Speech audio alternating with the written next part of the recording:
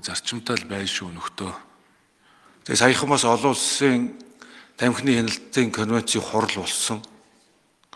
Энэ хуралд одоо эрүүл мэндийн сайдын зөвлөх гэж нөхөр энэ хуралд оролцоод энэ тамхины асуудлыг ер нь дэмжих ийм байр суурийг тэр хурал дээр илэрхийлсэн.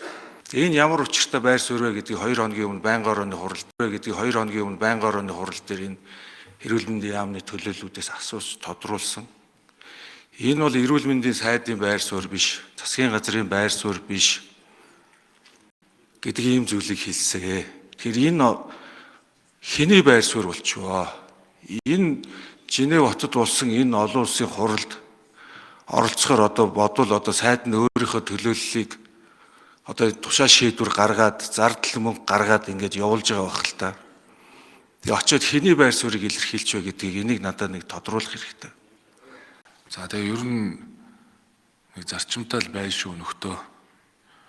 Нэг их хуралд орж ирчээд тэгээд ер нь зөвлөхүүд бол дарагдаал үйлчлэх үүрэгтэй шүү. Тэрнээс биш яам удирдах, салбар төлөвлөх хэрэггүй. Зөвлөх бол зөвхөн өөрийнхөө даргад зөвлөн туслах үйлчлэгээ үзүүлэх л үүрэгтэй хүмүүс. Мэдээлэлээр хангах. Тэрийг ойлгох ёстой шүү. Хэрвээ тэр яам төлөвлөх гээд байгаа бол яамныхаа тэр тодорхой албан тушаалд сонгуул шалгуултанд ороод тэгээд тэнцээд ажиллах ёстой л гэдэг. Би бол ийм л байр суурьтай байна. Тэгээд над мэдээллүүдэд зөв хангахгүй бол ингээ гişүүд тийм асуултанд янз бүрийн буруу хариулт өгч болохгүй.